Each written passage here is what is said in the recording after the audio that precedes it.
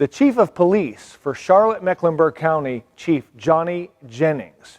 Chief Jennings was sworn in July of 2020. In the middle of the pandemic year, in the middle of social upheaval and unrest, you talk about VUCA. Chief Jennings' first year as the Chief of Police has been VUCA. Queen City Leader Mini Summit, let's welcome Chief Johnny Jennings. Chief, this year's summit's focused on volatility, uncertainty, complexity, and ambiguity. These are certainly areas that are foreign to you. In fact, you were sworn in as the police chief in the middle of a pandemic. What kind of challenges did that present for leadership? Oh yeah, very huge challenge. In the past, when you see other chiefs come along, the first thing you want to do is get out and get to know the community, get out and get to know the employees that are working for you. And it's very difficult when you're looking at a pandemic because you can't have those big gatherings. So we had to kind of drop back and punt and come up with alternative ways to how do we get out.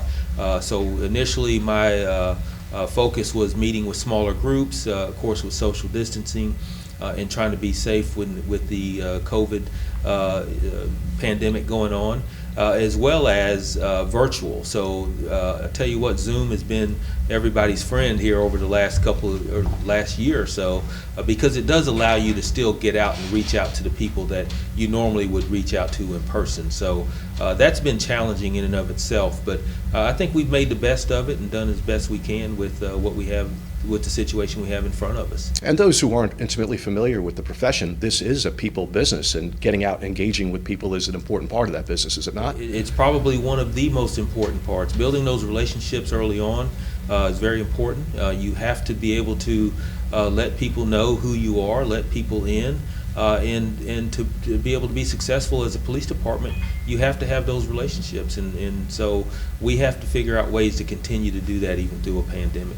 How about the uncertainty element of leading through a pandemic? This was uncharted territory for a lot of us in the country, much less law enforcement, to balance public safety and manage public health on top of that. Police were put in a very peculiar situation in that now we're not only dealing with crime issues, but also public health issues when it comes to the mandates and the orders that were sent down by the governor to make sure everybody was safe with social distancing. So we're put in a situation to where how do we enforce that when you start talking about the occupancy rules and violations that we were dealing with. So we were challenged. You also had a responsibility to protect the members of the organization, of the department.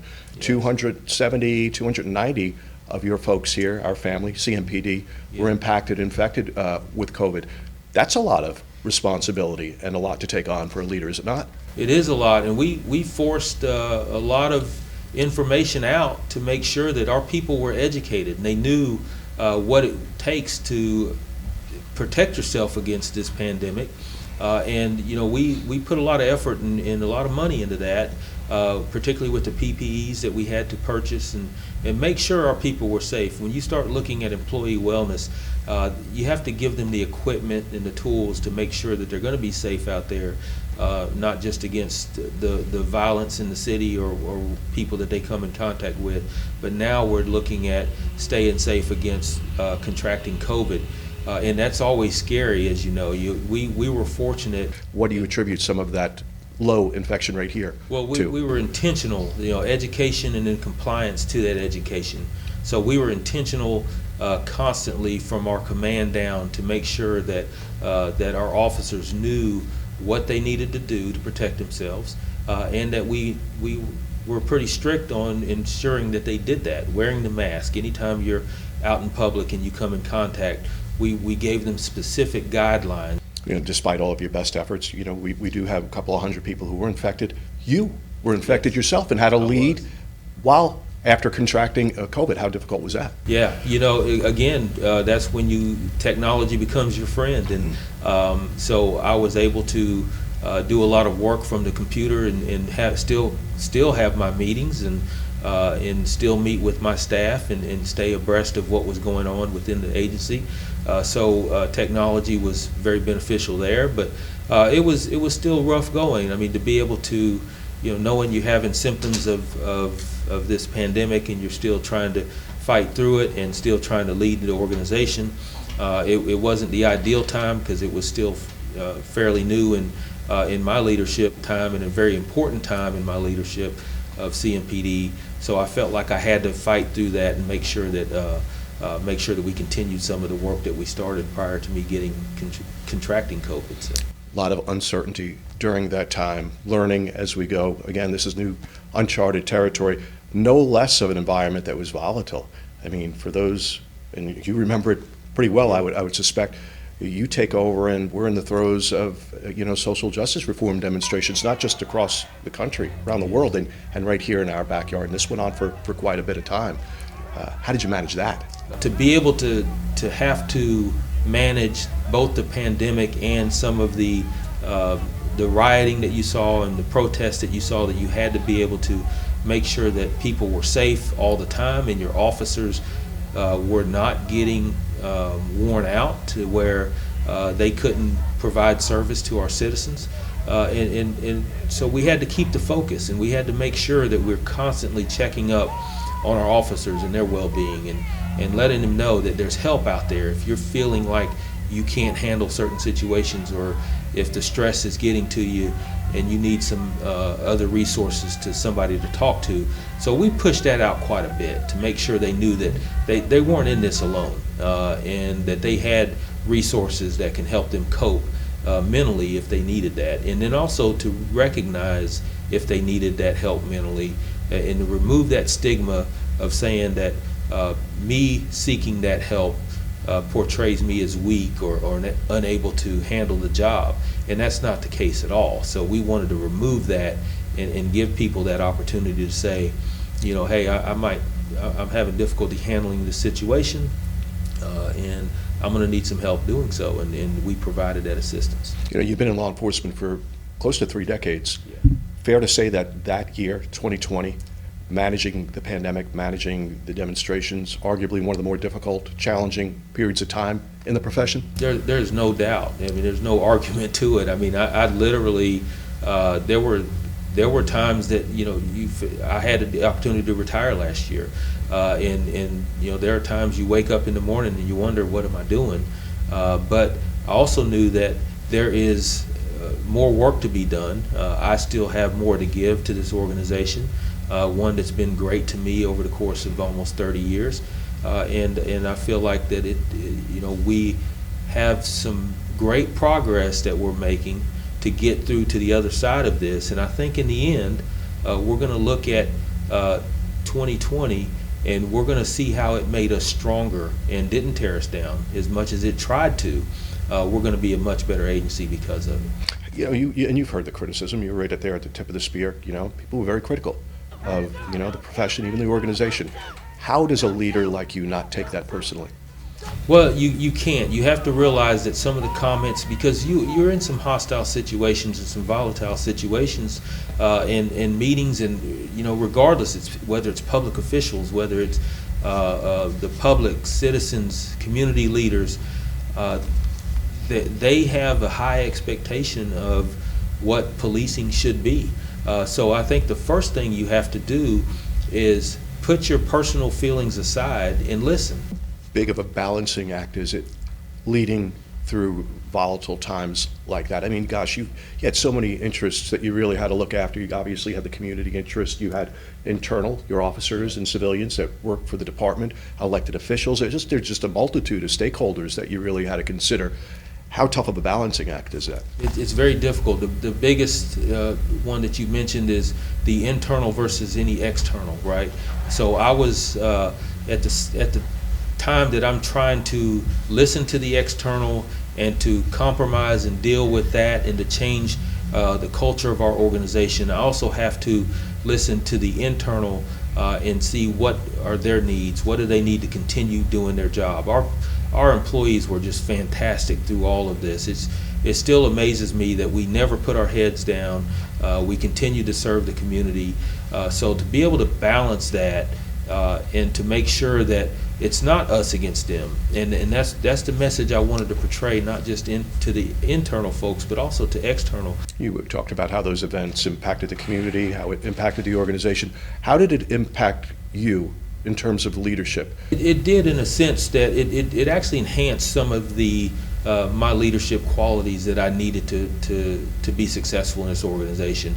I've always taken a teamwork approach, and so instead of making decisions in a vacuum, I love getting the feedback. You know, whether I go with that feedback or not, it's still good to give people an opportunity that are in leadership positions to have a say in that, and that's no different than how we work with the community to be able to have a say in how we police them as a community as a whole. I also know personally that you're a man of faith. Yeah. How much of a role does that play in the direction of your leadership, Chief? Oh yeah, you know, absolutely. There's a higher being out there that knows what we are going through down here, what we are getting ready to go through, and what we have, you know, what we're dealing with individually. So if you try to take that on yourself, and if you don't have your faith that can help lead you through the difficult times, because sometimes you do, and that's what I tell my officers as well, is, you know, if you have a pastor, or if you have even through prayer or whatever you see that's going to help you get through tough situations, then you have to be able to utilize that to help you get through. You know, one of the biggest things and most important things that I have in this, since I've become the chief, is, you know, I have a clergy group that I meet with every month, and we talk about how can we work together to make not just the CMPD a better place, but Charlotte a better place. You're going to be hitting that 1 year mark before you know it. Yeah. Looking back over that year, any observations, bigger takeaways? Yeah. Well, you know, that's a good question, because the scheduling part, it's very. I look now and it seems like my day is over with before it starts, because I'm constantly doing stuff. So sometimes I have to even remind myself I have to eat lunch at some point. But you know, if you look at the demands of being a major city police chief, there are so many meetings and so many demands that you have out there that you have to go to, and decisions that you have to make, that it can be overwhelming at times. But if you have good time management, then you also have to be able to balance that with your personal life as well, because I never want to take away from my personal life to be with my wife and spend time with my kids, all of that, and also just to spend time with myself to do some of the things that brings me peace and helps with my mental well-being as well also. So I think that's the biggest surprise to me, was that how busy, you know, I've always thought I was busy in my other jobs, but this is a whole nother level, and you have to be able to manage that and to be able to stay sane, and to be able to balance your work and life along with all of this. And I don't know if the casual outsider could appreciate, you know, just the immense pressure that is associated with a position like this. You know, the knock on being a police chief in a major city, they say every year is like a dog year, Yeah. because of, you know, you're just getting it from all directions. How do you manage to balance that? Yeah, it is. Every year is a dog year. I can attest to that, because you know, we talk about a year has gone by. We're pushing up on a year anniversary. It seems like it's been way over that. You know, and you're right. It's flown by, but it still feels like a lot. So, you know, you have to force yourself. You know, just example. If I take a day off, I have to make sure that. Every now and then I put some time off, whether it's take a Friday off or something. But at the same point, when I do that, and on some weekends and nights, when I can avoid it, then I need to put the job aside, you know, and I need to pay attention to my personal life. But you had an opportunity to retire. Yeah. And a lot of your contemporaries in the profession, major city police departments, they were retiring with all the volatility that 2020 presented. You went against the grain, Yeah. and tripled down and stayed in the profession. Any regrets? Not a single regret. And you're right. I have a lot of peers and people that I've known for years across the country that are major city police chiefs or smaller police chiefs that decided that it was time to hang it up and to move on. You know, for me, it really hurts to see your organization going through what it's going through, what we went through last year. And I felt I had other opportunities to retire and go do something else. However, I felt like we needed some sort of continuity or consistency here in the leadership, that it was very important for the leadership here to be able to see this through. And I really felt like I was the right person for this. So I turned down some other opportunities and wanted to finish as the chief in the organization that I started as an officer. And to me, it was nothing more gratifying than that. And I've never woken up and had a single regret about making that decision. Thanks, Chief. That was a powerful interview. What you must have gone through with trying to connect with the community and connect with your team. You talk about servant leadership. It was really powerful to hear you talk about wanting to connect with your folks and to be leading through COVID-19 with COVID-19. That's fantastic. As leaders, we know there's more work to be done and we have more to give. We will be stronger getting through this. Great message, Chief. Thank you.